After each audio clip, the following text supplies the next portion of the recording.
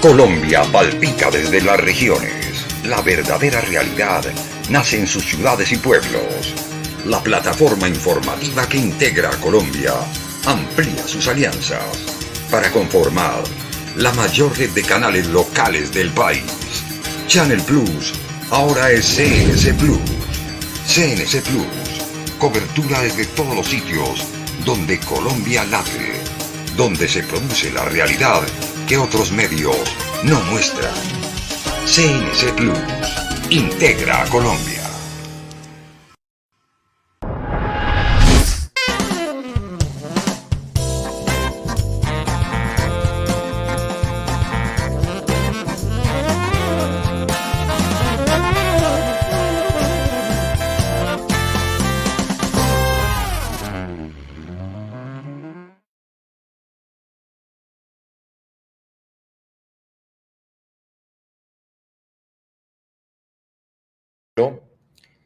Pues tenemos la primera noticia, Jaime, y es que estamos cambiando de nombre. De Channel Plus vamos a CNC Plus. Además, un video muy hermoso nos presentó hoy Alexander. Felicitaciones, Alexander.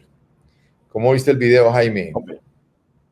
Hombre, sí, en ese video tuvo la mano mucha gente, entre ellos Juan Sebastián Mosquera, todo el grupo que conforma la producción de la plataforma CNC Plus, y quisimos hacer un homenaje o contarle a través de esa corta historia lo que en realidad intentamos hacer con la plataforma, cubrir a Colombia, con notas y mensajes que no dan los demás canales, a no ser que sea la abuelita violada o la matanza trágica. Entre otras cosas, hoy, por ejemplo, tenemos a Medellín y tenemos a Bogotá integrados en este programa, que es parte de lo que intentamos hacer en Channel Plus durante el tiempo que mantuvimos ese nombre, y ahora con CNC Plus, que estamos estrenando a partir de hoy. Muy bien, un abrazo a Juan Sebastián también. Entonces, muchas gracias por todo su aporte, por todo su cariño y por todo el acompañamiento que ha tenido con nosotros.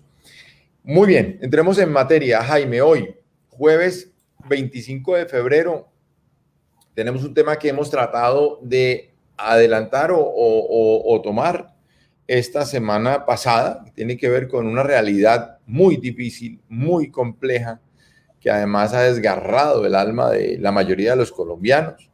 La JEP anuncia que efectivamente los delitos conocidos como falsos positivos son muchos más de los que se han declarado por parte de la Fiscalía General de la Nación. Ese es nuestro tema hoy. Tenemos como invitados a Sergio Arboleda Góngora y a Fernando Rodríguez Queján. Sergio Arboleda es abogado de la Corporación Jurídica Libertad y representante del Movimiento Nacional de Víctimas de Crímenes de Estado. Bienvenido, Sergio. Buenas noches para Juan, para Jaime, perdón, y Avi, y a mi querido colega Fernando, y a todos los que nos ven hasta ahora. Y Fernando es abogado defensor de derechos humanos, especialista en ciencias forenses y derecho penal y criminología. Bienvenido, Fernando. Muy buenas noches, David. ¿Cómo está Jaime, compañero Sergio? ¿Cómo están todos? Un saludo para quienes nos ven también desde los diferentes rincones del país. Mucho gusto. Jaime, bienvenido nuevamente al programa. Hoy una sesión más. ¿Cómo estamos con las cifras del COVID, Jaime? Hombre, Javi, buenas noches a los invitados. Gracias por estar aquí, a quienes nos ven a través del Facebook de Javi Mereg y a través de la plataforma Channel Plus en sus distintas presentaciones. Hoy tenemos las cifras dadas por el Ministerio de Salud sobre fallecidos. 136 fallecidos reporta, y solamente 3.683 nuevos casos.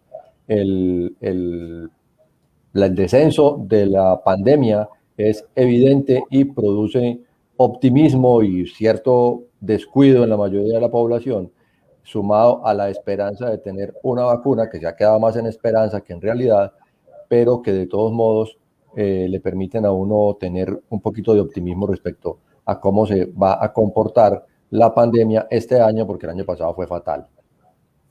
Entonces, a ver, Jaime, si yo entiendo bien, y es lo que también encontré en un cuadro hace unos días, unos cuadros internacionales sobre el descenso del impacto del COVID a nivel internacional. No se ha producido por la condición de existir ya vacunaciones masivas a nivel mundial. ¿Por qué el descenso? Hombre, no, he consultado varias fuentes, todas dicen que evidentemente desciende, no solamente aquí, sino en todo el mundo, pero no hay una sola hipótesis que diga es por esto o es por aquello. Lo que sí es definitivo es que no es por vacunación, porque la vacunación todavía no ha alcanzado los niveles de la inmunidad del rebaño que se necesitaría. Es una cosa extraña, pero afortunada, ¿no? Muy bien. Entonces, entremos ya en el temario del programa. Hace una semana aproximadamente la JEP reveló, esta semana ha revelado una cifra que es contundente para todo el mundo, y es que presenta las pruebas, la JEP. Vamos a investigar un poco ahora con nuestros invitados de dónde vienen esas pruebas, cómo se consolida ese material probatorio. Pero presenta unas pruebas y dice que las ejecuciones extrajudiciales son de un número de 6.402, contrario, digamos, a lo que ha dicho la Fiscalía, que son 2.248 en un periodo de 24 años. La JEP señala a 10 generales responsables de este proceso en su gran cantidad. Los presenta como bajas en combate por agentes del Estado y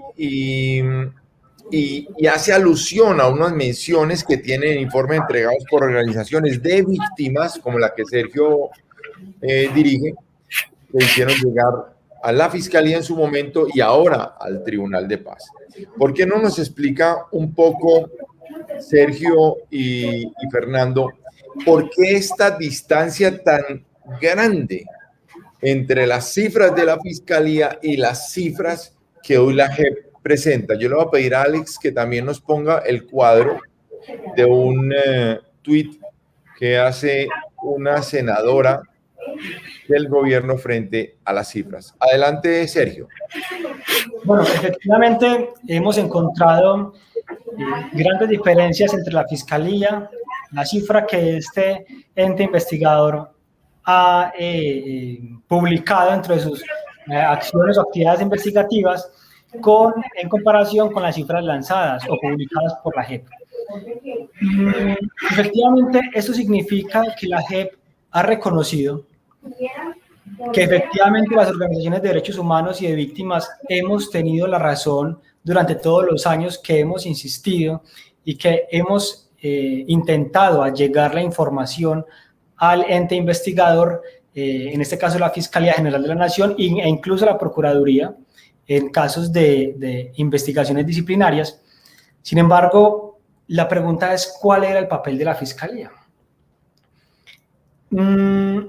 Y cuando David, vos lanzas la pregunta, ¿por qué esta gran diferencia tan abismal? Estamos hablando de una cifra que triplica la de la Fiscalía.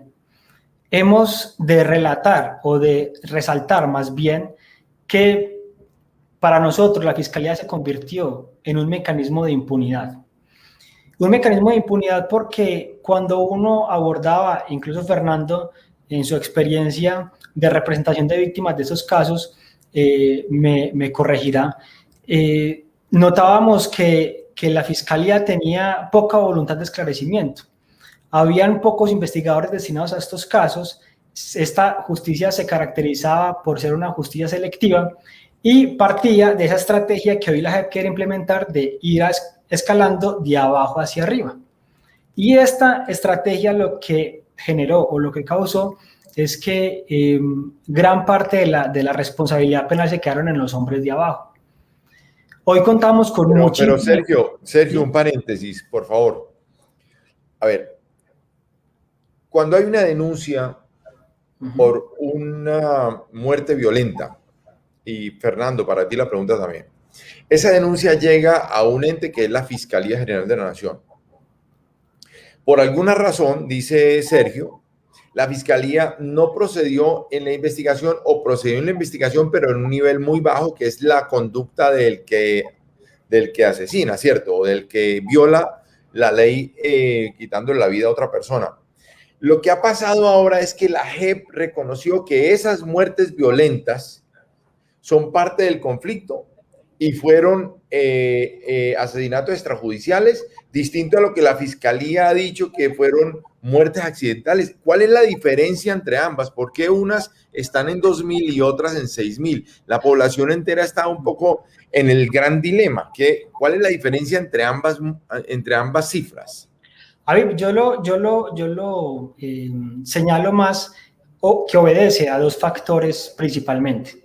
El primero, muchas familias no saben que su ser querido fue ejecutado extrajudicialmente. ¿Por qué lo menciono? Porque cuando hablamos de ejecución extrajudicial, nuestra mente siempre nos lleva al homicidio, ¿cierto? A la muerte. Pero alrededor de ese homicidio hay otras conductas punibles u otros delitos, entre ellos la desaparición forzada.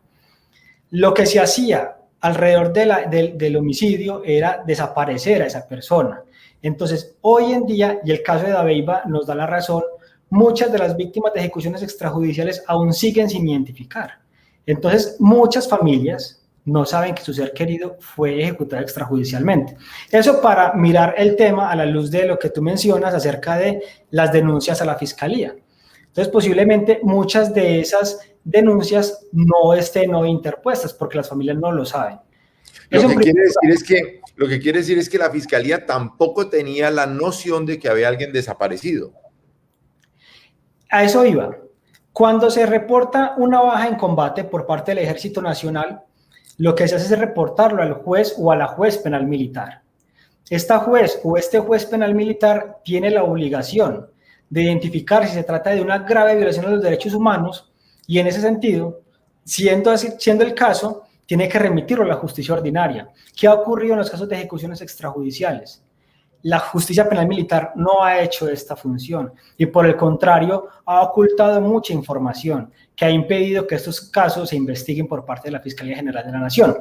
Ahora bien, eso por un lado, pero por el otro, existen unos casos que sí están denunciados, que efectivamente se hace seguimiento por parte de víctimas y organizaciones de derechos humanos. Sin embargo, la Fiscalía... Sergio, pero para claridad, digamos un poco aclarando el panorama, esta pregunta va para Fernando. Fernando, si la Fiscalía no entrega, si las Fuerzas Armadas no entregan las cifras a la Fiscalía no podría ser señalada por omisión en el caso de estas cifras, porque nunca las tuvo. Lo que pasa es que hay que tener presente algo. Este es un tema muy complejo.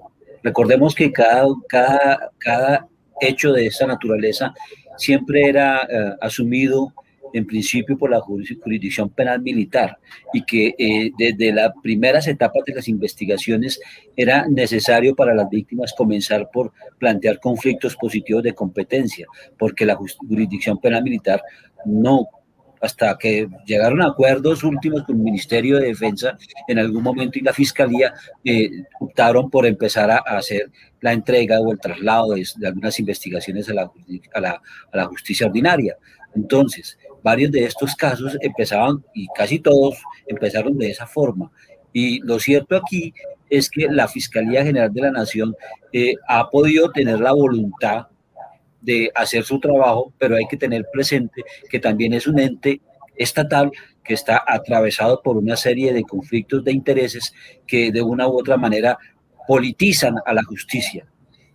Un caso concreto, los cambios permanentes de directores de las unidades especializadas o los cambios permanentes, continuos, periódicos de fiscales delegados que tienen a su haber una cantidad de crímenes de lesa humanidad o investigaciones de hechos graves, pero que no duran en sus cargos más de 2 años y son cambiados, movidos de un lado al otro, y eso está siempre generando una cantidad de dificultades impresionantes. Pero Fernando, probablemente tú tengas razón en esos casos, pero en los casos que Sergio está mencionando, que son casos que la justicia militar no ha enviado a la Fiscalía, desapariciones que no han aparecido en la fiscalía, en los escritorios de la fiscalía. No tendría por qué la fiscalía reconocer o conocer sobre ellos. ¿O estoy equivocado? No, pero es que tengamos presente una cosa. La discusión está entrelazada entre el papel de los dos sistemas de justicia, lo que es justicia ordinaria, lo que es justicia penal militar y ahora la justicia transicional. Lo que la justicia penal militar le entregó a la JEP son datos estadísticos,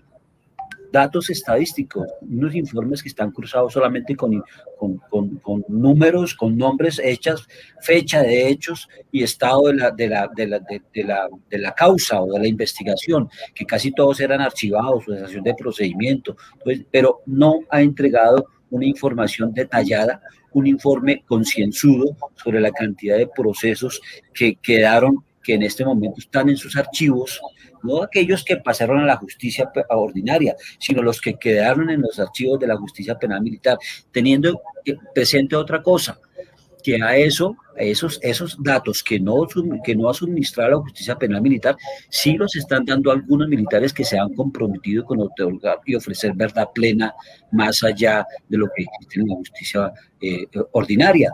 De suerte que varios militares, lamentablemente no son muchos, sí han aportado cosas, datos, información sobre hechos novedosos que muy seguramente la Fiscalía no conocía.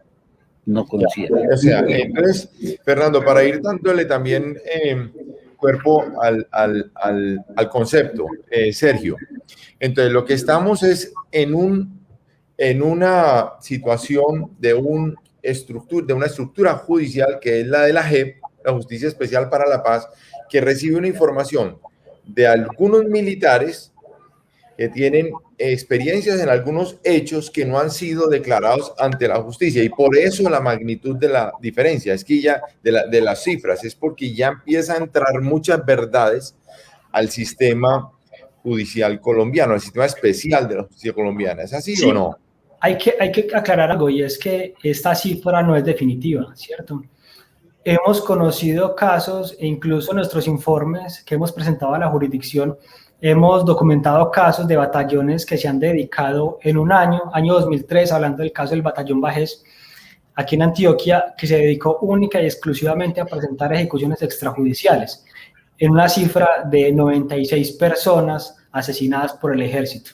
O en Dabeiba, por ejemplo, donde uno de los batallones, una de las unidades tácticas se dedicó a llevar a cabo ejecuciones extrajudiciales, y cuando le preguntamos al militar si ellos habían tenido contacto con la insurgencia, que era, digamos, su función como combatientes, nos mencionaba, ¿para qué? Voy a poner en riesgo mi vida si ahí tenía la población civil para presentar mis resultados. Entonces, esta cifra va a aumentar, significativamente va a aumentar, no es una cantidad definitiva. El reto, ¿dónde está? El reto es aportarle verdad, esclarecimiento a las víctimas de estos casos. Porque además hay que nombrar también algo, y es que en el ejercicio de la selección y priorización de casos, muchos de los casos al parecer están en el limbo. Entonces, claro, conocemos el caso de Antioquia. Antioquia es uno de los casos más representativos, lamentablemente, por el número de cifras. Entonces, de las 6.402 cifras que publica la JEP, Antioquia ocupa el primer lugar con el 25%. Esto ya hace muchos años se lo veníamos diciendo a la opinión pública, incluso lo podrán encontrar en los diferentes informes de la Coordinación Colombia-Europa-Estados Unidos. Pero esta vez, digamos que esta posición número 1 de Antioquia, lamentablemente, nos lleva a pensar entonces cuál fue el papel de la Cuarta Brigada y cuál va a ser el reto, por ejemplo, para el esclarecimiento de los casos de ejecuciones extrajudiciales. Pero, por ejemplo, no nombran el caso del eje cafetero en la priorización y selección de casos y otras regiones del país. La pregunta es, ¿qué va a pasar con esos casos? No tanto, digámoslo, frente al tema de castigo. No hablemos de la justicia transicional incorporando la castigo, sino en verdad y esclarecimiento para las víctimas. Sergio, la Asociación de Militares Retirados ha dicho que las cifras son infladas, sesgadas y distorsionadas. Y dicen ellos que estas cifras se han logrado a partir de información que entidades con intereses políticos y económicos estarían tergiversando la verdad. La pregunta es para ti, Sergio. La ONG que tú diriges dio informó sobre estas cifras, presentó un cúmulo de evidencias frente a estos casos. ¿Por qué se te sataniza tanto, digamos, como una organización de estas? Yo creo que el error más grande que puede haber en un país es que se politice la justicia. Esto deslegitima la actividad judicial y es lo que en el terreno nacional ha caído la implementación del punto 5 y particularmente de la jurisdicción. Yo creo que a esto no hay que ponerles partido político, intereses políticos. Yo creo que es un asunto hasta humanitario, de ofrecer verdad, de cerrar heridas, pero también de que hayan garantías de no repetición. En la medida en que no haya verdad, no va a haber garantías de no repetición. Cuando aportamos la información, nosotros hemos entregado en casos de ejecuciones extrajudiciales, hemos entregado 3 informes.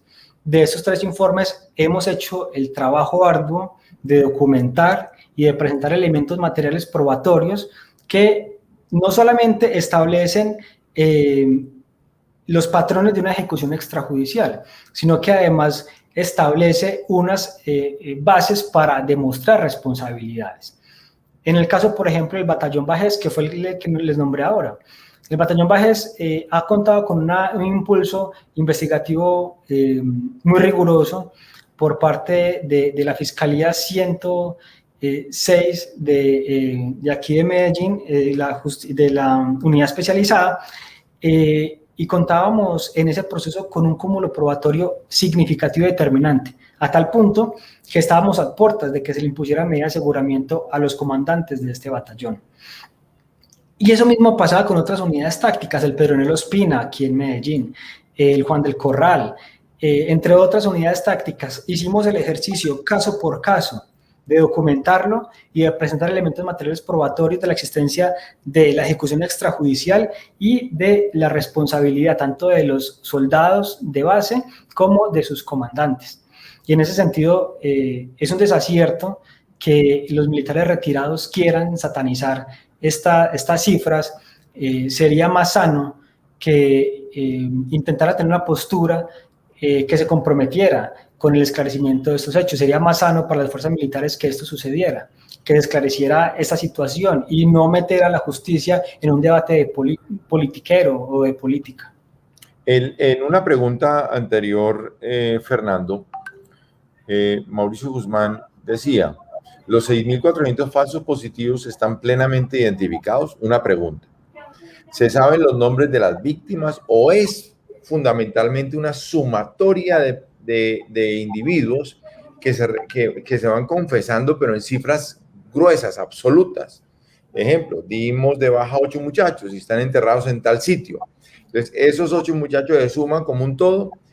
Esa pregunta va concatenada con una solicitud que el gobierno Duque ha hecho, Fernando, a que se investigue una por una de las víctimas de los falsos positivos. ¿Tú crees que puede haber una distorsión ahí por volúmenes que se dan como información de una declaración? Bueno, lo que yo tengo que decir allí es, empezando con la última parte de las manifestaciones que hace el señor Iván Duque, pues a mí me parece bastante difícil creer que un estadista, que un presidente de un país democrático, como se supone es el nuestro, manifieste cosas como que toca investigar a las víctimas solamente con un propósito de que es contradecir unas cifras que está dando un aparato de justicia plenamente establecido, plenamente reconocido por la comunidad internacional y por la misma Constitución Política de Colombia.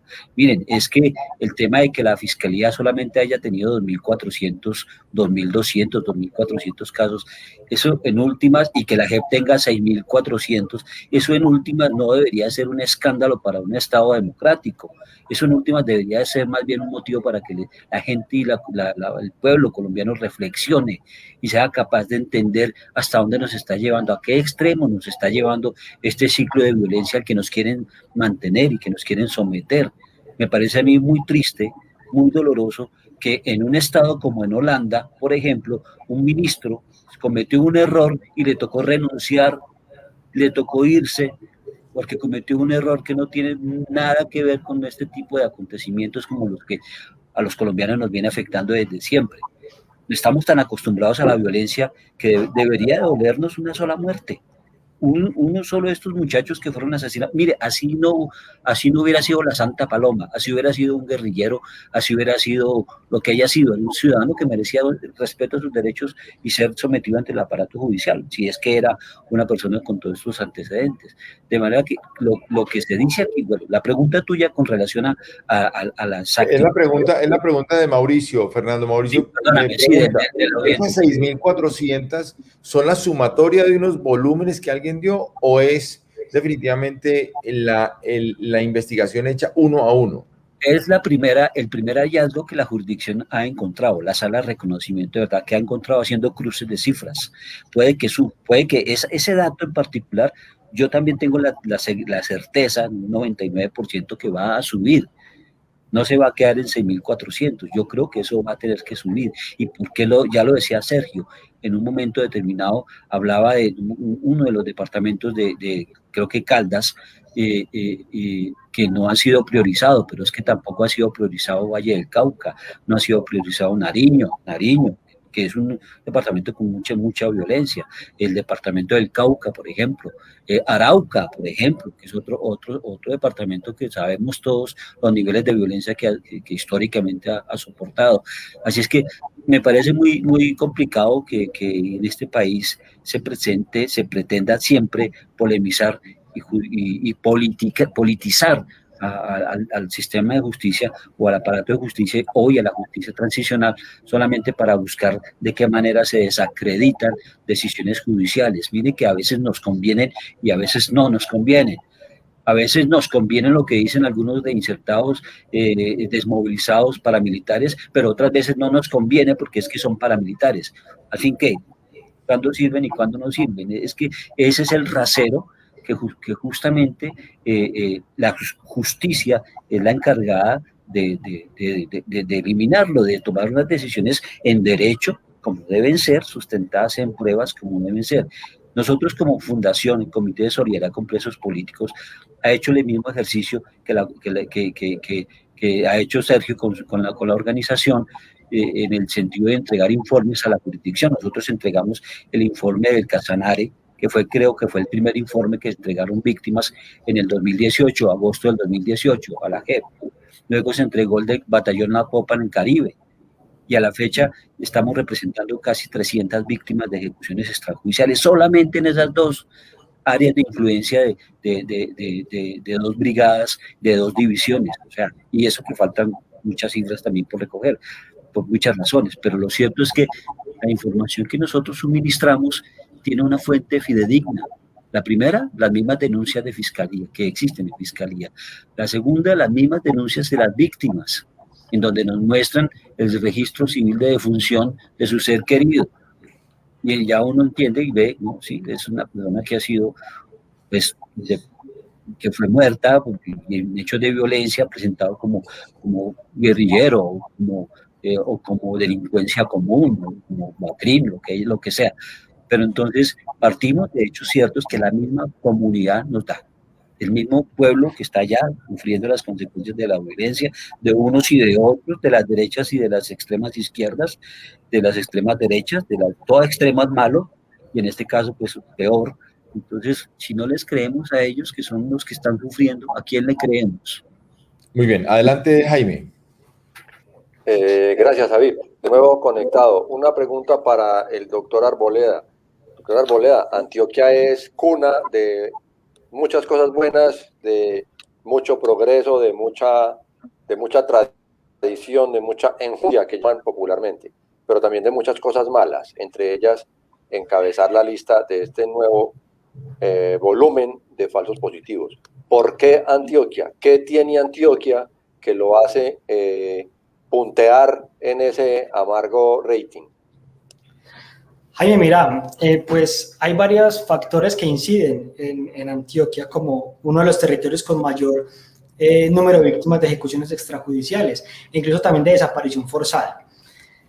Vos lo decís, lamentablemente Antioquia se ha convertido en un territorio donde se han presentado muchas de estas crímenes cometidos por militares. Nosotros en lo que hemos documentado y en la información que ha llegado a la JEP dentro de la construcción contextual de las ejecuciones extrajudiciales, hemos podido evidenciar que a partir de la inyección de capital que nace desde el Plan Colombia, es decir, el gobierno Pastrana, la cuarta brigada, que tiene competencia territorial aquí en Antioquia, fue una de las unidades militares que mayor inyección de capital tuvo. Tanto que sus efectivos se multiplicaron de manera significativa. Era la brigada con mayor número de soldados a nivel nacional. Y así como le inyectaban capital, asimismo le solicitaban resultados. Y los resultados no eran otros que bajas. Hemos podido acceder a información desde las versiones voluntarias, incluso ya desde la misma fiscalía, de militares que han sostenido que sus comandantes les exigían muertes y que incluso cuando reportan una captura, los comandantes le decían, no, es que no me sirve la captura, me sirve es la baja, la muerte. Entonces, esto fue escalando.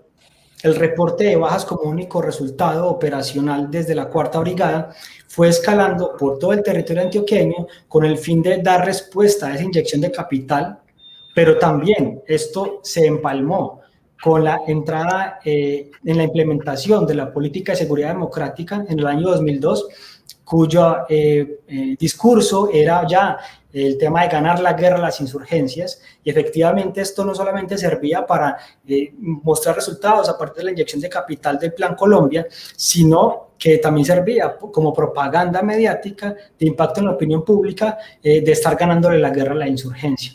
Entonces, Antioquia empezó a escalar en sus números de víctimas de ejecuciones extrajudiciales, y Antioquia, unas zonas, unas subregiones más que otras, en este caso, por ejemplo, el oriente antioqueño, la vía Medellín-Bogotá, todo el tema del Magdalena Medio fue la zona más afectada por las ejecuciones extrajudiciales. Entonces, lo que hemos podido documentar lo asociamos a eso, al tema de la cuarta brigada, de su crecimiento, de la presión por resultados y la propaganda mediática de estar ganando la guerra. Fernando, entonces el siguiente paso para la JEP al presentar estas denuncias ante la opinión pública, que están soportadas por lo que han dicho ustedes dos, sobre la base de unos testimonios de militares que no fueron tenidos en cuenta en el proceso con la Fiscalía en algunos casos, y en otros que se guardaron en la Fiscalía y no se adelantaron como debían. ¿Cuál es el siguiente? ¿Qué es lo que va a pasar ahora? ¿Cuál es el siguiente capítulo de esta angustiante historia? ¿Qué va a pasar con, primero, las víctimas, ¿cierto? Las familias de aquellas personas que fueron desaparecidas. Se les va a reconocer la verdad. ¿Y qué va a pasar con los militares? ¿Ustedes creen que aquí ha habido una política de Estado y los militares se resguardan ese concepto de la política de Estado? ¿O qué va a pasar como siguiente paso? Adelante, Fernando. Es un tema bastante complejo. Esto es muy, muy, muy complejo, pero también muy enriquecedor en el sentido de que la discusión para tratarlo desde los dos aspectos, desde el humano, que es el más importante, pero también desde el punto de vista académico, desde lo que es la parte del derecho penal internacional, de los derechos humanos. ¿Por qué lo digo? Porque es que, mire, aquí hay dos escenarios, hay dos espacios. El que tiene que ver con los militares que están aportando verdad plena, ¿sí? Y aquellos militares que no están haciendo absolutamente nada diferente que beneficiarse por el solo hecho de firmar un acta de compromiso, por comparecer ante la JEP. Muchos de ellos ya habían sido condenados por la justicia ordinaria y ya tenían condenas, sentencias debidamente ejecutoriadas de 56 años, por ejemplo.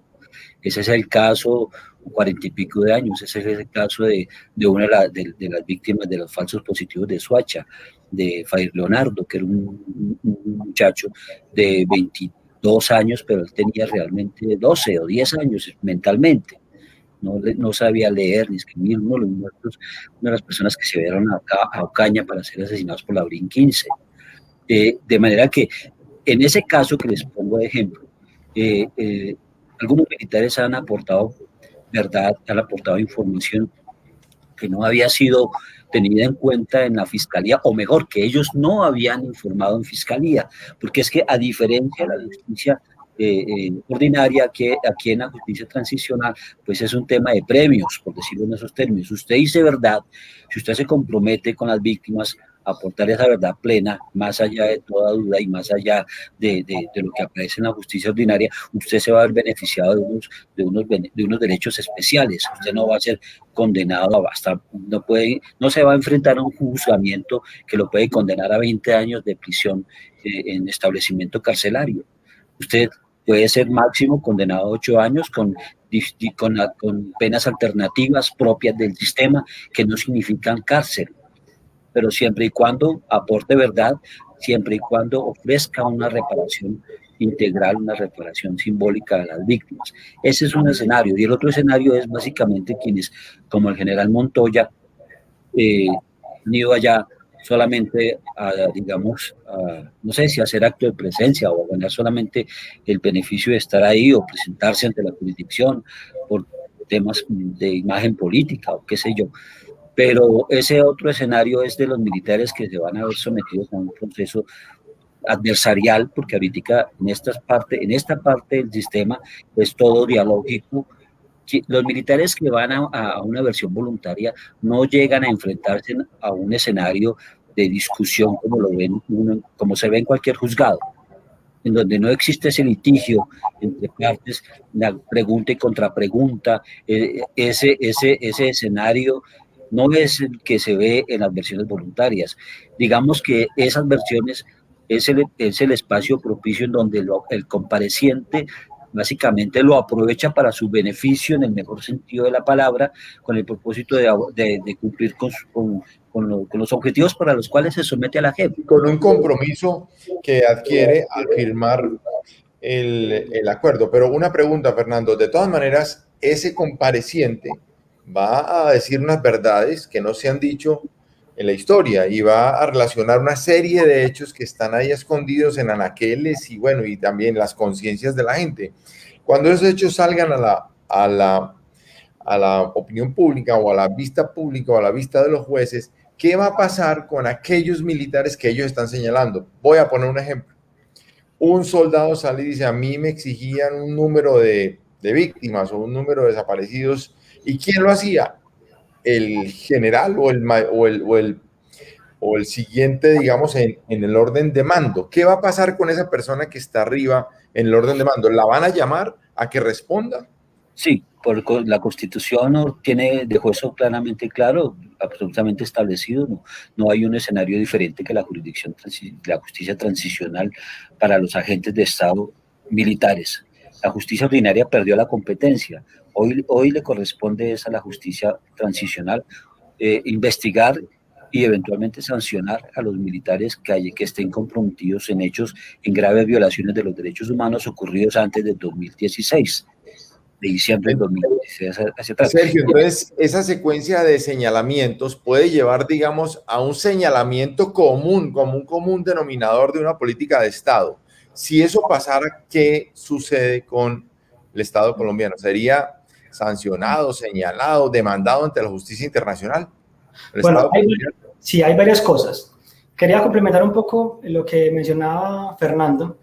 De un lado está lo que Fernando plantea, la postura de los militares, agentes estatales en este caso, porque también hay otros comparecientes, FARC, pero en este caso, hablando de las ejecuciones extrajudiciales, la JEP también tiene que asumir una postura. La JEP tiene la decisión de convertirse en un mecanismo de impunidad o en un mecanismo que aporte verdad tanto a las víctimas como a la sociedad colombiana. Y en ese sentido, la JEP entonces no tendría por qué tolerar posturas de guardar silencio o de no aportar a la verdad o no cumplir con las obligaciones que están suscritas en el acta de compromiso y sometimiento. Eso por un lado. Evidentemente, ya lo estamos viviendo, ya hay algunos señalamientos a comandantes que vienen de la justicia ordinaria, y que efectivamente nos hablan de órdenes que venían impartidas en todos los niveles de la estructura militar y que se ha constituido como una política al interior del Ejército Nacional y que viene desde hace muchos años. Y que en efecto, si esto lo sumamos a las cifras que la JEP ha publicado, nos encontramos con que entre 2002 y 2008 se ejecutaron estadísticamente 3 personas diarias. Esto lo que quiere decir es que era algo generalizado, masivo, sistemático, constante, y que no se podía haber hecho sin el conocimiento de los comandantes. Por el contrario, esto venía o hacía parte de sus órdenes u orientaciones. Tanto que hoy la estrategia, no sé si ustedes han mirado o han visto en medios de comunicación una noticia que salió recientemente sobre una estrategia del pacto de silencio de los militares para proteger a los comandantes. Y ello va enlazado con esa estrategia de no reconocer esa política de Estado, esa política al interior del Ejército Nacional. Y efectivamente, este litigio no es de 15 o 20 años, esto va a ir mucho más allá, creemos nosotros, porque lamentablemente no todos los militares están aportando la verdad. Y posiblemente, y lo más seguro es que posteriormente se van enfrentados en un proceso adversarial. Sin embargo, nosotros sostenemos que si no contribuyen a los derechos de las víctimas, podrán ser excluidos de los beneficios del sistema, dado que es una de sus obligaciones. Eso comparte la pregunta que ahorita tú mencionabas. Lo otro, frente a la responsabilidad del Estado. Efectivamente, hace ya varios años venimos denunciando ante la Corte Interamericana de Derechos Humanos estos graves crímenes que se convierten en crímenes de lesa humanidad por su carácter sistemático y generalizado, pero también como graves violaciones a los derechos humanos, y por eso ya la Comisión Interamericana y la Corte Interamericana empiezan a tener competencia para conocer de estos casos. Y así sancionar en un mediano o largo plazo al Estado colombiano. Adelante, Jaime. Gracias, Javi. Leo un comentario que nos envía Fabio Pérez Montoya, que dice: los paramilitares ya empezaron a coger fuerza por el Putumayo. La FARC está creciendo como disidencias, el ELN se tomó el país. El gobierno Duque no tiene un planteamiento de decir la verdad a los colombianos con los falsos positivos. Estamos peor que Venezuela. Independientemente de la comparación con Venezuela y que el ELN se tome el país, lo que sí se respira en las regiones es un resurgir de las tropas de las FARC, que durante el tiempo de negociación y hasta que Santrich y Márquez se retiraron al monte otra vez, habían desaparecido, ya no estaban ahí. Se nota una presencia, o hay un ambiente de rearme y un ambiente que podríamos denominar de preguerra. Según las informaciones que ustedes manejan, que son mucho más profundas que las nuestras, ¿ese ambiente es real o es solamente un imaginario de las personas, doctor Rodríguez?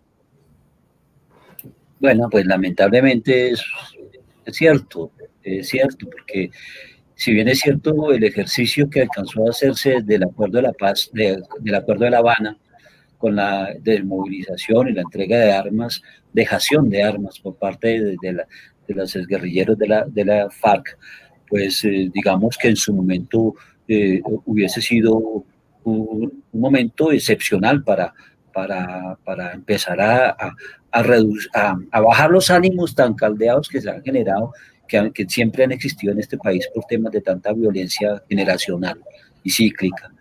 Pero desafortunadamente las disposiciones y la manera como el gobierno entrante decidió generar algunas, no sé, mecanismos o medidas para hacer trizas la paz, pues eso necesariamente ha tenido que redundar en la manera como se ha venido exacerbando este ciclo de violencia. Los asesinatos de líderes sociales, los asesinatos de defensores de derechos humanos, el desplazamiento, la imposición de territorios que antes estaban en poder de las FARC, que ahora son dominados por los que llaman BACRIM, o nuevos paramilitares, o los mismos paramilitares que nunca entregaron armas, o cambiaron de oficio por un tiempo y volvieron luego al rearme, y aparte de eso, el resurgimiento o la recuperación o la invasión del clan del Golfo y las mafias de Centroamérica y de México, pues todo ese escenario está generando una situación, o mejor no, generando no, está exacerbando una situación de violencia en los territorios sobre todo, y desgraciadamente el Estado colombiano pretende imponer la política de siempre, llevar ejército por un tiempo, acorralar por un tiempo, pero resulta que esas medidas no son el fondo, no son la solución de fondo. Se ha aclamado que lo que se requiere aquí son medidas estructurales, medidas ciertas que ataquen el problema real. La semilla de toda esa violencia es la pobreza, es la falta de oportunidades para que la gente vaya a estudiar, así sea, no lo digo con desdén, no lo digo por menospreciar, pero que al menos tengan la oportunidad de ir al SENA a estudiar artes, cualquier oficio. Pero si no hay ni siquiera esas opciones, porque la corrupción se lleva parte importante de nuestros recursos, de nuestros impuestos, pues es muy complicado. Y en las fuerzas militares, de pronto pueden llegar algún coronel o general, comandante con muy buena voluntad, pero la solución no es esa. La solución no es esa. Lamentablemente, eso que estás diciendo, ese ambiente de violencia, no es un tema como dicen en las encuestas, no es un tema de que de pronto es la impresión, no, es lamentablemente La percepción. La percepción. Fernando, deja usted por fuera tal vez el mayor combustible de la guerra, que es la droga, ¿no? De todas maneras, estos espacios los va cubriendo uno y otro grupo sin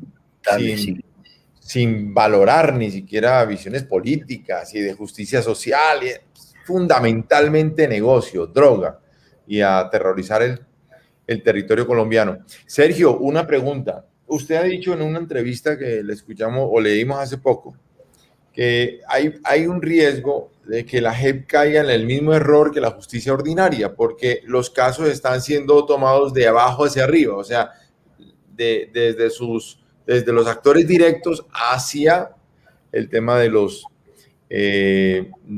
responsables ideológicos de estos o conceptuales de estos crímenes. ¿Por qué ha dicho eso? Bueno, pues ya antes se lo habíamos manifestado a la jurisdicción en una comunicación formal que nos preocupaba, y eso fue en febrero del año pasado, que nos preocupaba la forma como estaba abordando los casos. En ese momento, particularmente el caso del señor Mario Montoya Uribe, porque estaba siguiendo la misma línea de la justicia ordinaria, de la fiscalía. Es decir, asumiendo por periodos, pero además también con esa estrategia de ir de abajo hacia arriba. Nosotros lo que le hemos planteado a la JEP es que asuma su papel especial, su carácter especial e integral, y que no parte de cero, que ya ha habido un avance con la información que llegan las organizaciones de derechos humanos e incluso los organismos estatales, como la Fiscalía General de la Nación. Ya no tiene que volver a empezar a escalar nuevamente desde cero, sino que ya tiene un cúmulo de información que le permite abordar los casos con otra lógica, no de abajo solamente, quedándose en la base, sino estableciendo un enfoque más desde arriba, estableciendo la responsabilidad desde los comandantes. Ese fue el llamado que le hicimos a la JEP durante febrero del año pasado, y ahora se lo hemos reiterado. Próximamente vamos a solicitar a la JEP una oportunidad de realizar observaciones a este auto 033 del 12 de febrero de este año, y allí le expresaremos cuáles son nuestras inquietudes, inconformidades y observaciones frente a este método de escalar en la responsabilidad penal. Déjame plantearte algo para completar un poquito el tema que está planteando Sergio. Es que, miren, la Fiscalía alcanzó a abrir, ustedes lo deben de recordar, alcanzó a hacer una investigación que no salió de preliminar contra el general Montoya, el radicado 2009-00189, que estaba o está aún en los archivos de la Fiscalía Tercera Delegante de la Corte Suprema de Justicia. Ese expediente nutre cualquier cantidad de información relacionada con los temas de macrocriminalidad y la manera como distintas brigadas generaban todas las conductas de sistematicidad que estaba planteando Sergio, y que desde esa perspectiva nos permite demostrarle y decirle a la JEP: surjan de aquí, pero cójanlo de arriba para abajo. Fíjense en que el que está arriba, obviamente, el general Montoya, ya la fiscalía hizo ese trabajo, hizo un expediente voluminoso, súper voluminoso, con cualquier cantidad de anexos, etcétera, etcétera. Ahí está la raíz de la investigación, para que en un momento determinado empalmen. Eso es un tema de metodología, y apliquen una metodología pues efectiva y coherente que permita evitar esas fisuras donde eventualmente podamos encontrar problemas. Pues, el tema de la impunidad que ha sido lo que en estos casos siempre ha reinado, teniendo presente otra cosa, que la JEP lo que hace es priorizar, ¿no? Priorizó casos. Van a haber muchos casos individualmente considerados que las víctimas no van a saber realmente qué fue lo que pasó. Precisamente uno de los casos que usted mencionaba hace un rato, Fernando, es el caso de un niño desaparecido en la ciudad de Bogotá.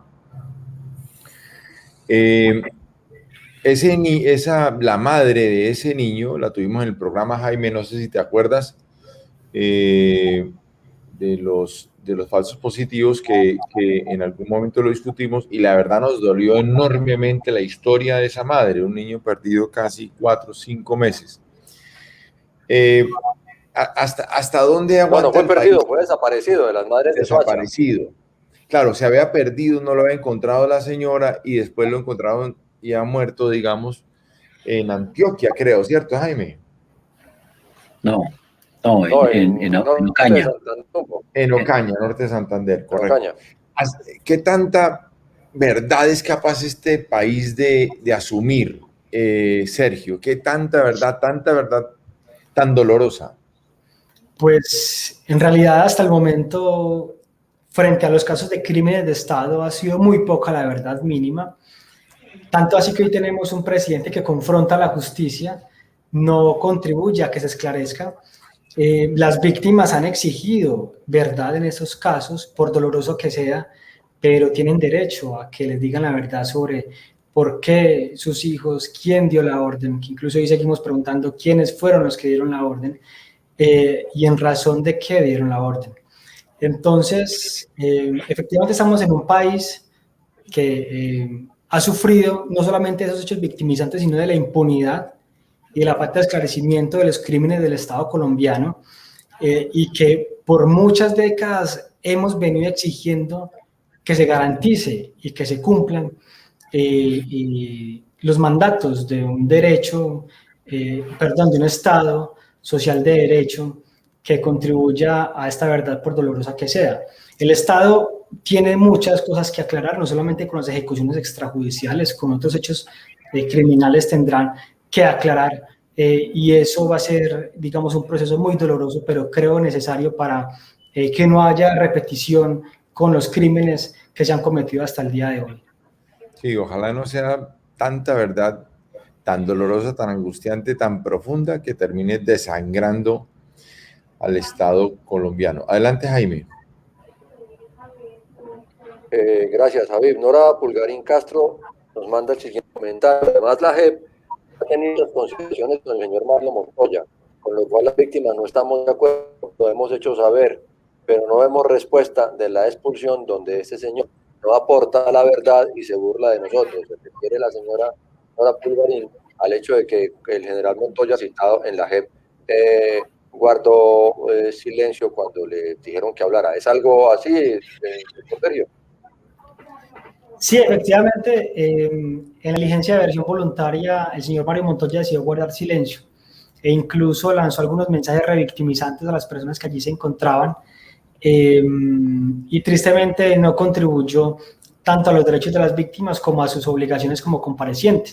Nosotros impulsamos una solicitud de apertura de seguimiento al régimen de condicionalidad, es decir, a sus obligaciones como compareciente, y en caso tal de que se encontrase que no estaba cumpliendo con esas obligaciones fuera apartado de los beneficios de la jurisdicción y que siguiera la Fiscalía Tercera Delegada ante la Corte Suprema de Justicia quien continuara con la investigación y que siguiera con la acción de imputarle los cargos a Mario Montoya Uribe. Alex, ¿por qué no? En este conflicto de opiniones que se va desarrollando, Javier, en este conflicto de opiniones que se va desarrollando, yo dije, no dije, sí dije o no dije, Twitter y las redes sociales juegan un papel muy importante. Yo quiero mostrarles un trino que publicó Fernán Martínez para que ustedes particularmente me ayuden a descifrar ese galimatías. Si los falsos positivos se originan por un macabro sistema de estímulos y condecoraciones para cada brigada de acuerdo al número de bajas de guerrilleros, ¿por qué necesitaban los militares esconder los cadáveres de inocentes pasados como guerrilleros en fosas comunes ocultas? ¿Alguno de ustedes se atreve a dar una respuesta a eso? Sí, si quieren, por ejemplo, podemos analizar el caso de Aveiva. En realidad las fosas comunes no estaban ocultas. Las fosas comunes se encontraban en diferentes cementerios del municipio de Aveiva. Tenían un lugar destinado para inhumar a las víctimas. Y lo que hacían los militares era desaparecer a la persona, ocasionarle la muerte, simular el combate, implantarle las armas, hacer todas las maniobras que dieran la imagen de que la víctima disparó el arma, posteriormente llevarla al cementerio. Allí hay una habitación, llamémosla, donde se hacía la inspección al cadáver, los militares lo dejaban allí, e incluso algunos mencionan que intentaban entorpecer la labor de quien hacía esta acción, esta actividad. Posteriormente se inhumaba a la persona en esa fosa común dentro del cementerio Las Mercedes del municipio de Aveiva. Posteriormente hacían todo el reportaje. Bueno, si esta persona tenía documentos de identidad, se desaparecían los documentos de identidad. Entonces reportaban, hacían el informe de patrullaje y allí reportaban la baja. No escondían los cuerpos, los inhumaban sin identidad, que es diferente. Entonces no tiene razón al mencionar o al afirmar que tenían que esconder los cuerpos. No los esconden. Los cuerpos están allí en los cementerios, pero como personas sin identificar, lo que esconden es su identidad, que es diferente. Apuntando a otra cosa, Sergio y Javier, Jaime, que en última lo que les importaba era el resultado.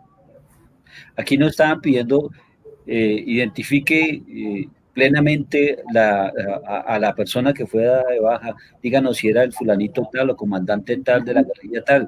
Lo importante era el resultado. Había que cumplir con unas metas que estaban impuestas y que se exigían bajas en combate, los litros de sangre y los muertos, tráigalos así sea de la morgue.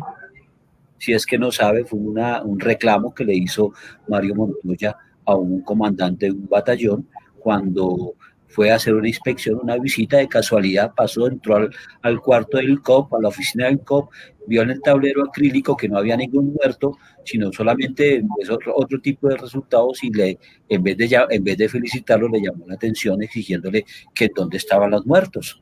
¿Cómo así que aquí no hay muertos? Entonces, ¿qué está pasando acá? Usted no sabe dar el resultado.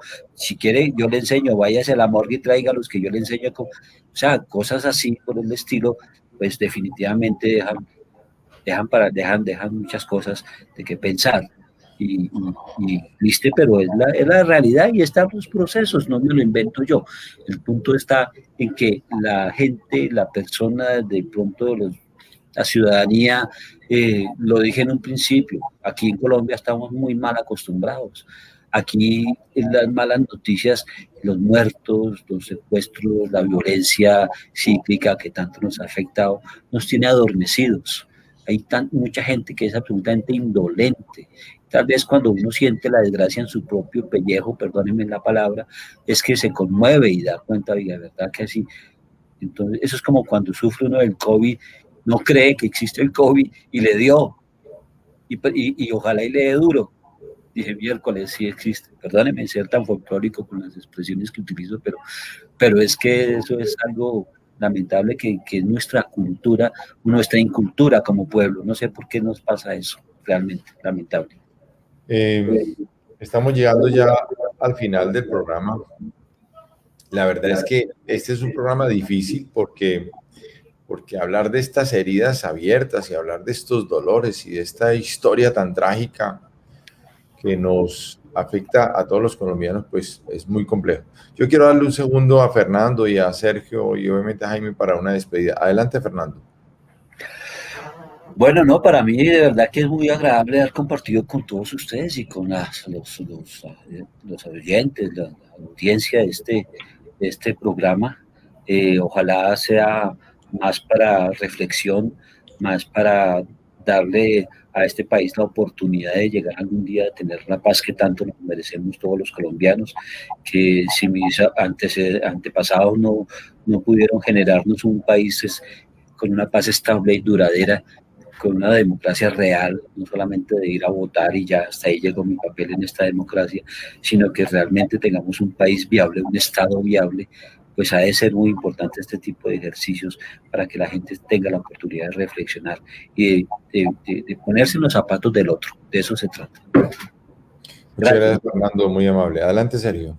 Bueno, agradecerles por el espacio a ustedes, a la gente que se conectó, que nos escuchó, a pesar de, como David mencionaba, este triste tema que enluta no solo a las víctimas directas de estos casos, sino a todo un país, porque han sido crímenes cometidos a lo largo del país. Decirles que las víctimas de crímenes de Estado siguen peleando y luchando por sus derechos, que se ha sufrido una censura por parte de algunos estamentos oficiales o estatales, que a pesar de ello las víctimas siguen preguntando y cuestionando quién dio la orden frente a los crímenes de Estado, y que esta lucha entre más gente se junte será mucho más fuerte, y es el llamado a las víctimas para que sigamos este camino luchando y sobre todo no olvidando lo que decía Fernando, y es ese espíritu solidario de pensar en el otro o en la otra alrededor de nuestras reivindicaciones. Muchísimas gracias a todos y a todas. Muy amable, Sergio. Muchas gracias por participar en el programa, y a Fernando lo mismo. Adelante, Jaime. Gracias, Javier. Al doctor Rodríguez y al doctor Arboleda, muy agradecidos por aceptar la invitación. Yo termino con el comentario que nos escribe nuestro amigo de CC Iba. En conclusión, tenemos que seguir buscando la paz en nuestro país, guerra fratricida. Ojalá, esa es la intención de todos, Henry, y ojalá podamos llegar a ella pronto. Hasta el martes en un nuevo programa de Digo Yo en CNC Plus. Buenas noches a todos. Un abrazo, gracias. Muchas gracias.